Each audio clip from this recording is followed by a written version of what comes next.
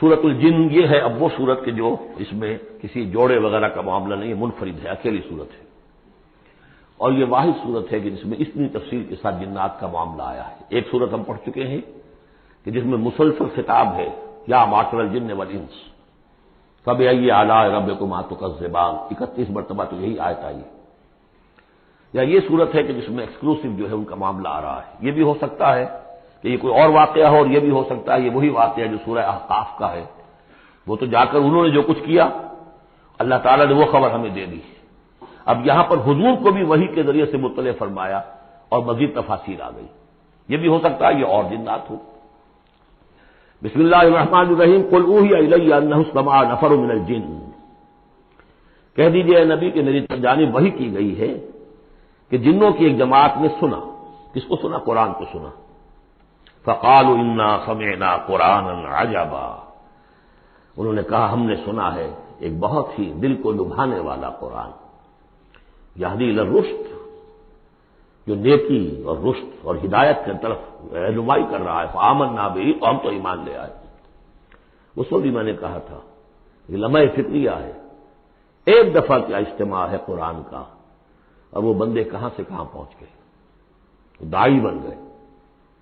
ہمارا کیا حال ہے؟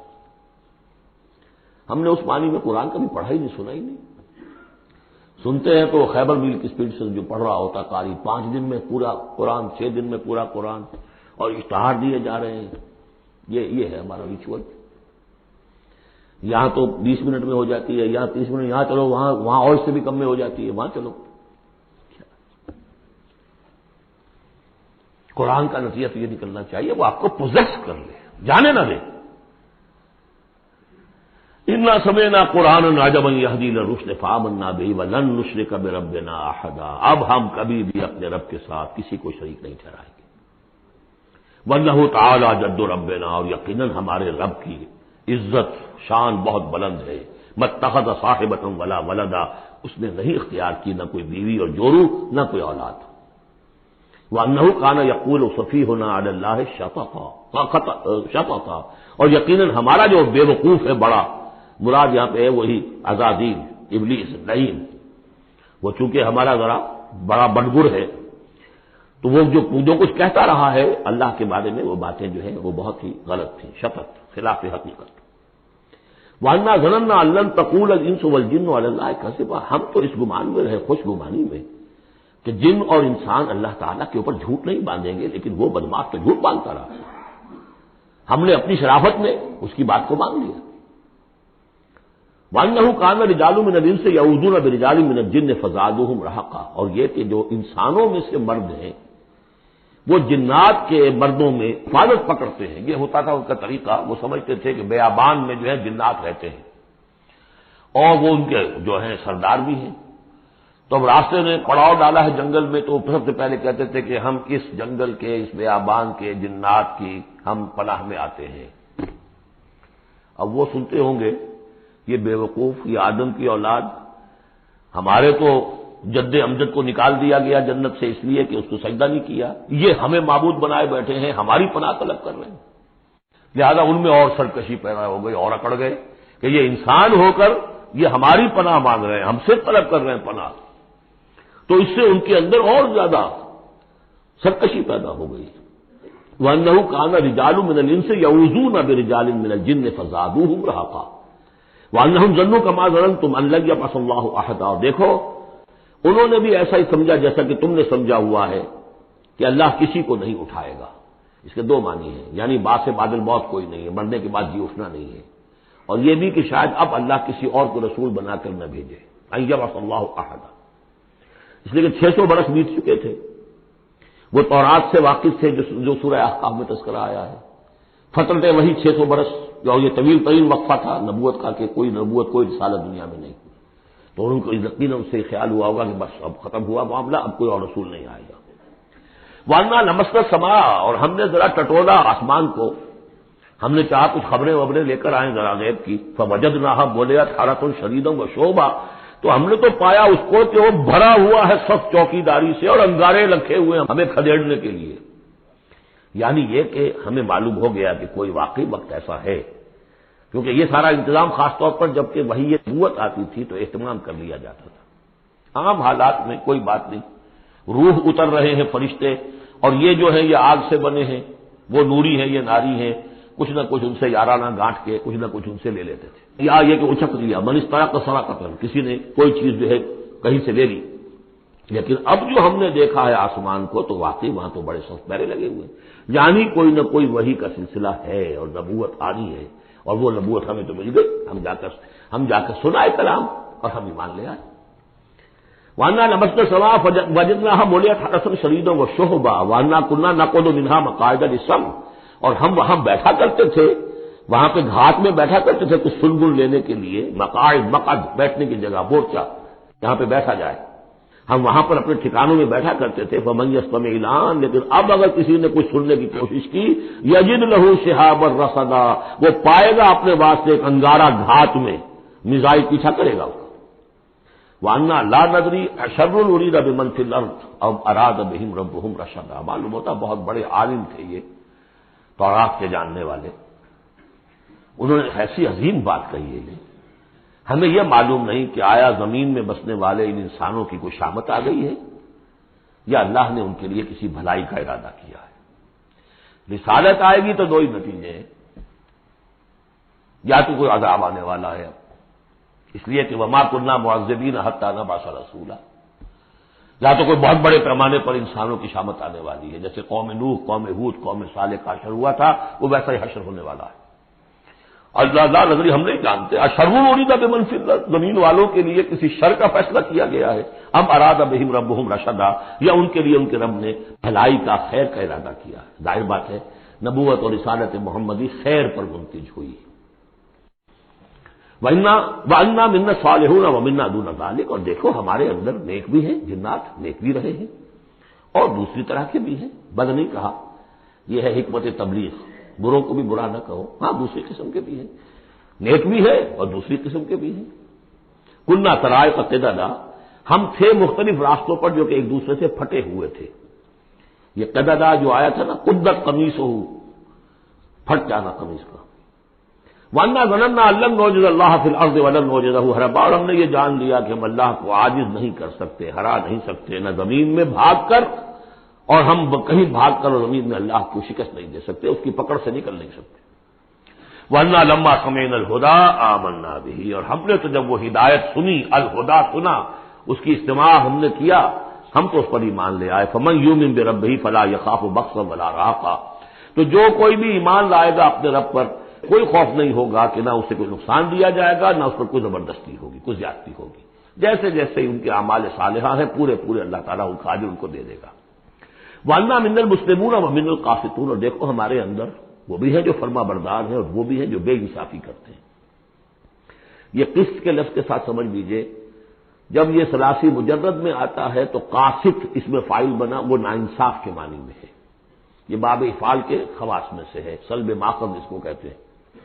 جب نہیں باب افعال میں آئے گا تو اس کے معنی ہے عدل و انصاف، اور جب ثلاثی مجرد میں آئے گا تو نا انصافی۔ فمن اسلم فاولئک تحروا رشدا، جو لوگ اسلام لے آئے، اطاعت قبول کر لی، تو انہوں نے تو گویا کہ ڈھونڈ نکالی خیر کی راہ، نیکی کی راہ انہوں نے تلاش کر لی۔ واما القاسطون، اور جو بے انصاف فکانوا لجہنم حطبا، وہ لوگ جو ہے پھر جہنم کا ایندھن بن کر رہیں گے۔ یہاں تک ان کی تقریر ہے جو انہوں نے تبلیغ کی ہے۔ جو بات آگے آ رہی ہے یہ خود اللہ کی طرف سے کلام ہے، ان لو استقاموا علی طریقۃ لاسقیناہم ماء غدقا، اور یہ کہ یہ اگر لوگ اپنے اس طریقے پر جو طریقہ انبیاء کا تھا، جو آدم نے دیا تھا، جو نوح نے دیا تھا، یہ چلتے رہتے تو ہم انہیں خوب پلاتے، پانی بھر بھر کر خوب سیراب کرتے ان کو۔ یہاں لفظ طریقت آیا ہے قرآن میں، شریعت، طریقت۔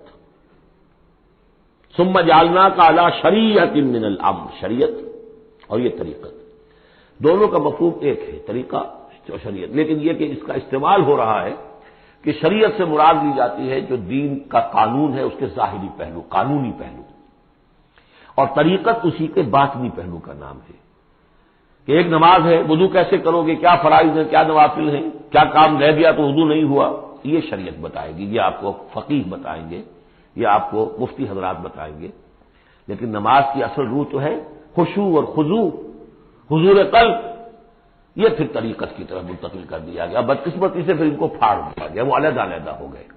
یہ سب چیزیں یکجا ہونی چاہیے تھی.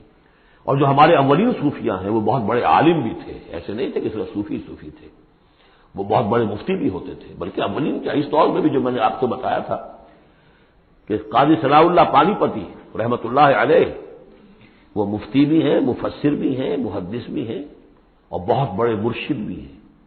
میرزا مظہر جانے جانا شہید کے خلیفہ ہیں، جنہیں شیعوں نے قتل کیا، شہید کیا.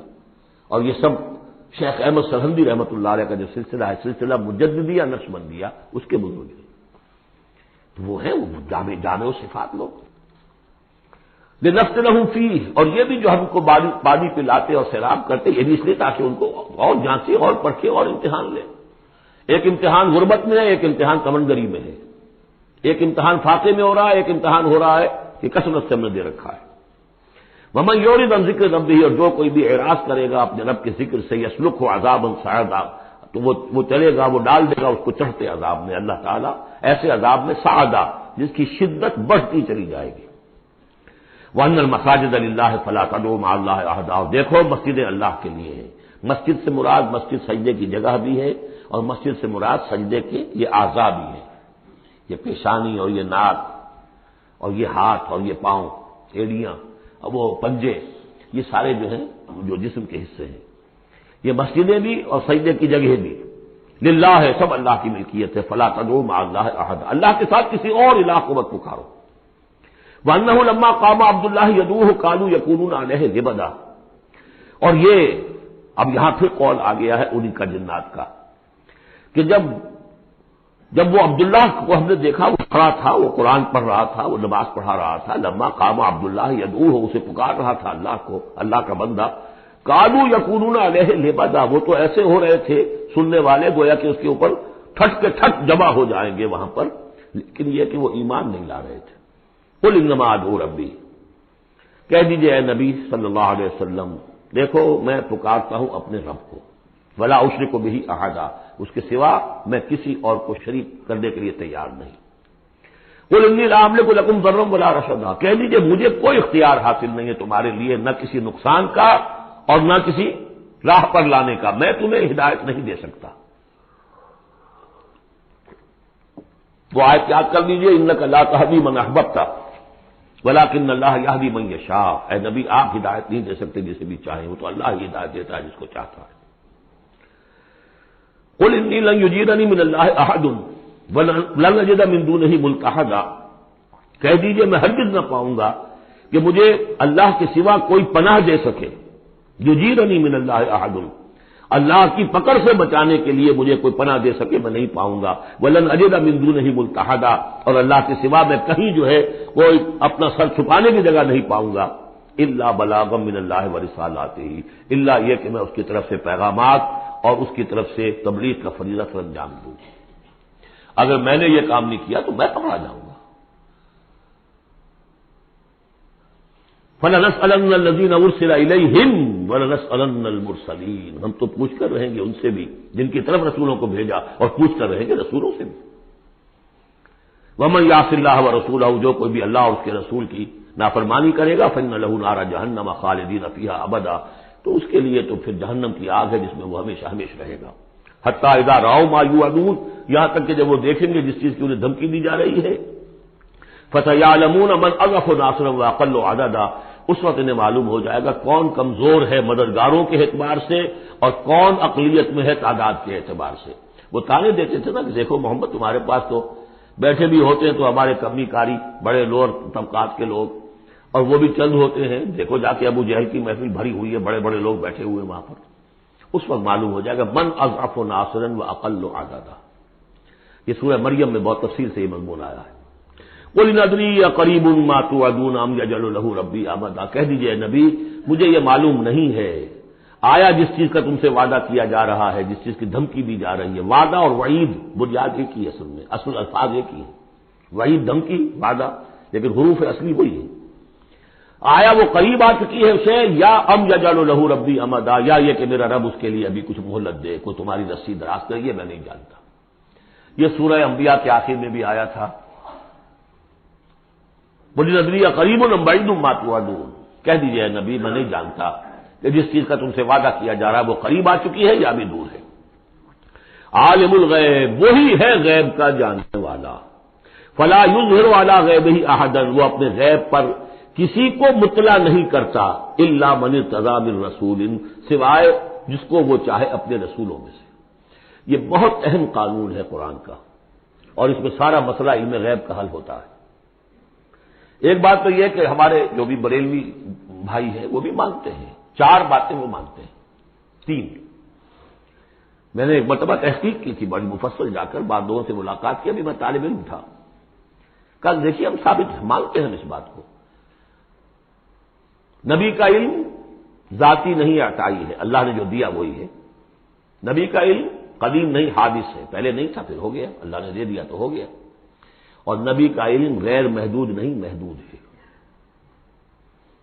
میں نے کہا یہ 3 باتیں جو شخص مان لے، میرا اس سے اب کوئی جھگڑا نہیں رہا۔ لیکن ہمارے ہاں کچھ لوگوں نے ایک ڈیفینیشن کر لی علم غیب کی، علم غیب وہ ہے جو بغیر کسی کے بتائے خود حاصل ہو جائے۔ اس اعتبار سے تو میرے پاس بھی علم غیب ہے نہیں، یعنی کسی کے پاس کوئی علم ہے ہی نہیں۔ ہمیں دیا اساتذہ نے دیا، حضور کو دیا اللہ نے دیا، جبریل کو دیا اللہ نے دیا، اس معنی میں تو ذاتی علم تو کوئی بھی نہیں مانتا کسی کا، علم تو جانے سے ہوتا ہے۔ البتہ علم غیب کسے کہتے ہیں؟ وہ چیزیں جو ہماری نگاہوں سے چھپا دی گئی ہیں، وہ عالم غیب ہے، جنت ہے، دوزخ ہے، فرشتے ہیں، یہ سب کیا ہے؟ عالم غیب۔ تو نبیوں کو تو کچھ نہ کچھ حصہ اس کا دکھایا جاتا ہے تو نبی بنتے ہیں نا، ورنہ میرے اور نبی میں فرق کیا ہوا پھر؟ اگر میرا بھی علم وہی ہوتا ان السمع والبصر والفؤاد، اور حضور کا بھی علم یہی ہوتا تو فرق کیا ہوا؟ حضور نے تو اس دوسرے علم کے اعتبار سے تو صاف کہہ دیا انتم عالم بامور دنیاکم، لیکن حضور کو معراج میں جنت دکھا دی، دوزخ دکھا دی۔ زمین پر رہتے ہوئے آپ نماز پڑھا رہے تھے، استسقاء کی نماز، اسی کے دوران اچانک ایک دفعہ آپ آگے بڑھے، لوگ حیران ہوئے کیا ہوا ہے، ایک دفعہ پیچھے ہٹے۔ لوگوں نے پوچھا بعد میں کہ حضور یہ نماز کا حصہ تھا، یعنی ہم بھی فیصدہ کیا کریں اس نماز کے اندر؟ فرمایا نہیں، اصل میں میرے سامنے جنت لے آئی گئی، اب بے اختیار میرا ہاتھ بڑھ گیا کہ میں اس کا پھل توڑ لوں، اور میرے سامنے اس کے بعد دوزخ لے آئی گئی، اور اس کا جو بھبکا آیا گرمی کا، اس سے میں بے اختیار پیچھے ہٹا۔ دنیا میں سیر کرا رہے ہیں، بہرحال یہ غیب ہی میں سے ہے، البتہ کل غیب، یہ جو مانے نبی کے لیے وہ کافر ہے، اور وہ مانتے ہیں، بریلوی بھی مانتے ہیں، کل غیب کا کوئی سوال ہی نہیں۔ نبی کا علم محدود ہے، نبی کا علم حادث ہے، نبی کا علم عطائی ہے۔ 3 باتیں مان لیجئے، باقی نبی کا علم کتنا تھا کتنا نہیں تھا یہ میں کون ہوں ناپنے والا، اور آپ کون ہیں ناپنے والے؟ دیا اللہ نے جو دیا، بتایا جو بتایا، اللہ خیر صدا۔ تو یہ عالم الغیب وہ ہے غیب کا جاننے والا، فلا یظہر علی غیبہ احدا، تو وہ نہیں مطلع کرتا اپنے غیب پر کسی کو، ہاں الا من ارتضی من رسول، سوائے اپنے رسولوں کے۔ کذالک نوری ابراہیم ملکوت السماوات والارض، یہ ہم نہیں پڑھ چکے؟ ابراہیم کو بھی ملکوت دکھائے، حضور کو معراج کی سیر کرائی۔ الا من ارتضی من رسول فانہ یسلک من بین یدیہ ومن خلفہ رصدا، جس کو رسول بناتا ہے، غیب کی خبریں دیتا ہے، پھر اس کے آگے اور پیچھے وہ اپنے باڈی گارڈ رکھتا ہے، چوکیدار رکھتا ہے۔ یسلک من بین یدیہ، اس کے سامنے بھی، ومن خلفہ، پیچھے سے بھی چوکیدار، حفاظت کرنے والے۔ لیعلم ان قد ابلغوا رسالات ربہم، تاکہ یہ بات بالکل واضح ہو جائے کہ انہوں نے واقعتاً اپنے رب کے پیغامات پہنچانے کا حق ادا کر دیا، جیسا کہ حضور نے پوچھ کر جواب لیا تھا، انا نشہد انک قد بلغت الرسالۃ وادیت الامانۃ وکشفت الغمۃ ونصحت الامۃ، ہم گواہ ہیں حضور۔ واحاط بما لدیہم، اور اللہ تعالیٰ جو کچھ ان کے پاس ہے سامنے سب کا احاطہ کیے ہوئے ہیں، واحصا کل شیء عددا، اور ہر شے کی اس کی جو انوینٹری ہے وہ بڑی مکمل ہے، کوئی چیز وہاں سے غائب ہونے والی نہیں ہے، ہر ایک کا عدد کے ساتھ حساب کتاب کا اسے رکھا ہوا ہے۔ بارک اللہ لی ولکم فی القرآن العظیم ونفعنی وإیاکم بالآیات والذکر الحکیم۔